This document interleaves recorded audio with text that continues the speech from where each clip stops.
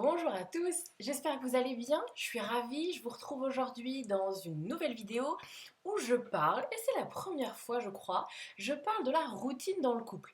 Et c'est bizarre parce que c'est la première fois, pourtant ça vient hyper souvent. Effectivement, beaucoup de couples se sentent concernés par cette notion de routine.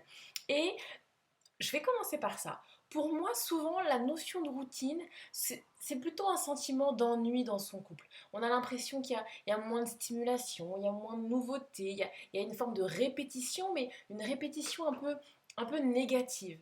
Et du coup, moi, ce que j'observe dans les personnes que j'accompagne, c'est souvent que il y a un truc un peu bof, quoi, un truc un peu mollasson, et c'est ça que j'associe un peu à cette idée d'ennui dans le couple.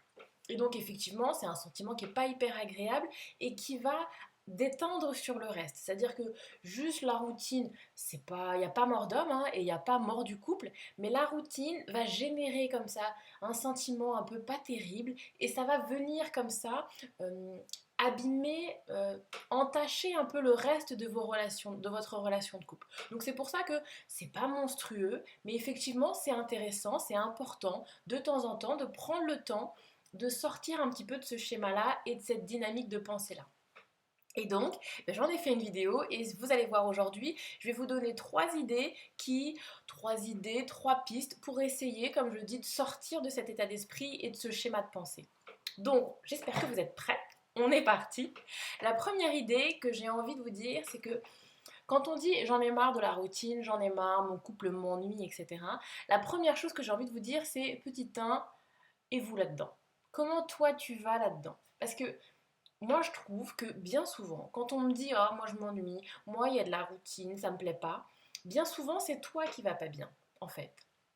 Et du coup, souvent on a l'impression que la routine dans mon couple fait que je me sens pas bien, alors que parfois, je dis pas que c'est un systématisme, mais parfois c'est je vais pas bien. Donc comme je vais pas bien, je suis un peu, alors pas de grande dépression non plus, mais juste je vais pas très bien en ce moment, donc je vais moins stimuler mon couple, je vais moins stimuler mon partenaire, et quand lui va faire des propositions, quand l'autre va venir faire des stimulations, comme je suis pas très bien, je vais être moins réceptive et je vais moins répondre. Tu vois cette idée de, en fait, c'est peut-être toi et ton sentiment de mal-être plus ou moins grand qui va générer comme ça une baisse de motivation, une baisse d'envie de faire des choses et une baisse de réceptivité à ce que les autres peuvent t'amener. Donc pour moi, la première étape, ça va vraiment être ça, de se dire, ok, comment est-ce que moi je vais en ce moment? Avant d'essayer de s'attaquer à son couple, comment moi je vais en ce moment? Et d'essayer de faire un travail sur soi, de prendre le temps de comprendre ce qui ne va pas en moi. Et ensuite, effectivement, je vois comment effectivement ça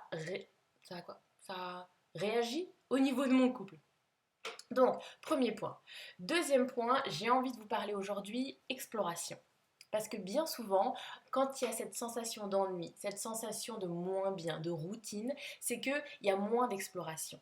Tu l'as connu au début, quand tu es dans une relation de couple dans les débuts, tu as une phase d'exploration. Alors il y a une exploration corporelle, j'imagine, tu vois, tu explores le corps de l'autre, mais pas que, tu explores son univers, son monde, son passé, son histoire de vie, tu explores sa personnalité, tu explores ses habitudes, ses manières de faire, il y a une exploration de la sexualité aussi. Tout ça, au début, cette exploration, va entraîner de la nouveauté, tu vas faire des nouvelles choses, tu vas avoir des nouvelles pratiques et il va t'amener, ton partenaire, des nouvelles informations, il va te parler de lui, des choses que tu ne connais pas. Et cette étape d'exploration, eh bien, ça entraîne comme ça un mouvement, ça entraîne des nouvelles choses, des nouveautés, ça stimule du coup intellectuellement, physiquement, il y a une sorte de stimulation. Et il est vrai qu'au bout de quelques mois, quelques années, tu le connais en fait, son histoire, son passé, son corps, c'est des choses que tu maîtrises et tu as moins cette sensation d'exploration qui peut peut-être te plaisait au début. Et donc moi, ce que je dis quand j'en parle avec les couples que j'accompagne, qui m'amènent des difficultés autour de la routine, je leur dis qu'effectivement, au bout de quelques années, eh bien, voilà, on sait déjà explorer au niveau du couple. Et donc, je propose de faire des explorations ensemble. C'est-à-dire que quand on a déjà exploré l'autre, alors avec l'autre, on explore. Et donc, explorer ensemble, c'est aller dans des endroits qu'on ne connaît pas, faire des activités qu'on ne connaît pas, cuisiner des choses qu'on ne connaît pas. On n'est pas obligé non plus d'aller à l'autre bout du monde pour explorer, mais ne serait-ce qu'à côté de chez soi, faire des choses qu'on n'a pas l'habitude de faire et les faire ensemble. Sur le terrain sexuel également, pratiquer différemment, ouvrir son esprit, faire d'autres découvertes. En ce moment, on parle énormément du tantra et du slow sex, etc. Ça peut être une exploration sur le terrain sexuel, d'essayer autre chose. Et du coup, cette idée d'explorer ensemble va permettre de retrouver ces sensations de nouveauté, faire des choses qu'on ne connaît pas. Bien évidemment, c'est agréable, parfois c'est pas agréable, c'est une sortie de zone de confort. Manger quelque chose qu'on n'a pas l'habitude de manger, on peut avoir une très belle surprise ou pas. Aller dans un lieu qu'on ne connaît pas, c'est effectivement moins rassurant que d'aller dans un lieu qu'on connaît par cœur et qu'on sait qu'on adore ça tous les deux. Eh bien, aller dans un endroit qu'on ne connaît pas, c'est aussi prendre le risque que finalement ça ne nous plaise pas. Mais en tout cas, ça entretient cette stimulation intellectuelle, cette stimulation corporelle, de faire ensemble de nouvelles expériences que ni l'un ni l'autre n'avaient déjà faites ensemble. Excusez-moi, je regarde mes notes, vous inquiétez pas, je suis toujours là. Oui, autre idée. Alors, ce que j'aime bien aussi proposer, c'est ce qu'on appelle les rituels du couple. Alors, tous les couples ont des rituels. Tous les couples, forcément, généralement, j'allais dire s'il y a vie commune, mais même s'il n'y a pas de vie commune. Le fait d'être un couple et de se pratiquer comme ça pendant plusieurs mois, plusieurs années, on a ces rituels.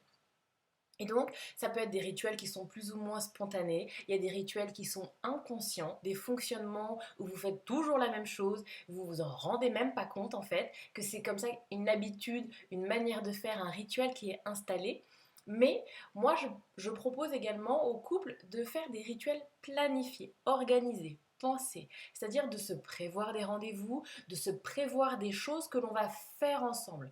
Et ça, de la même manière, d'avoir comme ça un rituel qui est une forme de routine. Si, du coup, j'avais rencontré un couple qui disait par exemple qu'une fois par mois, ils avaient une soirée film d'horreur, c'était leur truc les films d'horreur. Et donc c'était la soirée où ils mataient des films d'horreur et ils mangeaient indien. C'est un rituel.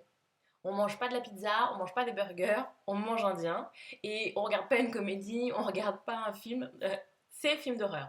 Film d'horreur indien sur le canapé une fois par mois. C'est un rituel. Et ça, effectivement, c'est le rendez-vous du mois qu'on prépare, qu'on pense. Du coup, on va réfléchir à l'avance au film qu'on va regarder. Vous voyez, il y a toute une organisation, une planification derrière, et ça entretient le couple, d'avoir un rendez-vous avec l'autre. C'est des choses qui entretiennent. Donc je vous invite à réfléchir au niveau de votre couple. Est-ce que vous avez déjà des rituels et est-ce que vous pouvez les amplifier, les solidifier, les renforcer, en faire un événement? Ou est-ce que vous n'avez pas l'impression que vous en avez et qu'est-ce que vous avez envie de créer? Qu'est-ce qui vous plaît de faire ensemble et que vous avez envie comme ça d'instaurer régulièrement? Troisième, du coup je suis à la quatrième point, non? Quatrième, troisième, je sais plus. Dernier point en tout cas, j'ai envie de vous parler de ce qu'on appelle la réitération des vœux. Vous inquiétez pas, le nom est barbare, mais c'est tout simple. Et c'est pas que pour les personnes qui ont déjà fait des vœux, qui se sont déjà mariées. Parce que quand on se marie, on fait des vœux, il y a un engagement officiel. Et donc, quand on n'est pas marié, généralement, il n'y a pas tout ce protocole. Mais moi, je pense que c'est important. Parce que même si vous n'êtes pas marié, à un moment ou à un autre, dans la construction de votre couple, il y a eu des vœux. C'est-à-dire qu'il y a eu un engagement. On sort ensemble, on se paxe, on habite ensemble, on fait des enfants ensemble. Bref, ça prend la forme que vous voulez que ça prenne, mais il y a une officialisation de votre engagement. Donc, cette officialisation de votre engagement, c'était il y a 3, 10, quelques années en tout cas. Et moi, je pense que c'est important. Et c'est encore plus important quand votre couple a vécu des turbulences, de réitérer les vœux. On recommence. Parce qu'au bout de X années, tu as changé, il a changé, tout le monde a changé. Vous n'êtes plus la personne que vous étiez quand vous avez rencontré l'autre. Lui non plus. Vous avez tous les deux évolué et c'est important à un moment de se regarder à nouveau et de se dire ok, j'ai changé, tu as changé, mais je te choisis à nouveau. Est-ce que tu me choisis à nouveau? Est-ce que la personne que je suis maintenant, pas celle que tu as rencontrée il y a 5 ans, est-ce que celle que je suis maintenant, tu as envie de te réengager avec elle? Et si votre couple a connu des turbulences et que vous sortez d'une zone, c'est un peu fragile, Reprenez aussi vos bases, reprenez vos critères. Quelles sont les règles de votre couple? Quelles sont les nouvelles conditions pour repartir à nouveau? Ok, on se réengage, mais sur quelle base on se réengage? Quel est le contrat qu'on est en train de signer tous les deux? Et est-ce que tous les deux vous êtes bien d'accord avec ce nouveau contrat que vous signez? Bref, c'est ce qu'on appelle la réitération des vœux. Moi, je pense que c'est très important. Alors, vous avez des couples qui le font chaque année. J'ai déjà entendu des couples à chaque anniversaire de mariage ou à chaque anniversaire de rencontre. Il y a, alors ça ne dure pas 15 ans, mais juste, on est reparti pour une nouvelle année. Tu resignes, on se le demande et on réajuste. Ok, je signe, mais j'aimerais que ça ou ça, on essaie de voir ensemble parce qu'il y a des choses qui ne me conviennent pas. Ou, banco, je suis partie, tout me convient, je suis repartie, je signe encore pour un an. Mais cette notion de se réengager, est-ce qu'on est reparti ensemble pour un tour? Et là encore, moi je pense que la réitération des vœux, de réajuster s'il y a besoin, c'est l'occasion de réajuster et de dire bah là je suis pas tout à fait d'accord. Et ça entretient son couple, ça casse cette notion de routine. Voilà, je vais m'arrêter là parce que je pense que la vidéo est quand même déjà assez longue. Voilà pour mes idées. J'espère que ça vous aura aidé. J'espère que ça résonne chez vous. J'espère que c'est des choses. Voilà, j'essaye aussi de faire des vidéos un peu pratico-pratique, que vous puissiez vraiment mettre en action des choses concrètement dans votre quotidien. Dites-moi si c'est des choses qui vous intéressent en termes de format de vidéo. Bref, prenez soin de vous. On se retrouve la semaine prochaine. Et oui, n'hésitez pas, je suis en train de voir parce que là l'été arrive et j'ai envie de pouvoir un peu planifier mon été. Pour être tout à fait transparente avec vous, j'ai aussi envie un peu de lever le pied pour moi cet été. Et donc voilà, j'ai envie de pouvoir un peu programmer les choses et de m'organiser à l'avance. Donc n'hésitez pas, messages, commentaires, mails, comme vous voulez. Si vous avez des envies de vidéos, des choses que vous avez envie que j'aborde, est-ce qu'il y a des choses particulières par rapport à l'été, par rapport aux vacances peut-être, ou voilà, des thèmes un peu particuliers qui vous semble propice à cette saison. N'hésitez pas à me le dire et je serai ravie d'en faire une vidéo. Je vous dis à bientôt, prenez soin de vous et prenez soin de votre couple.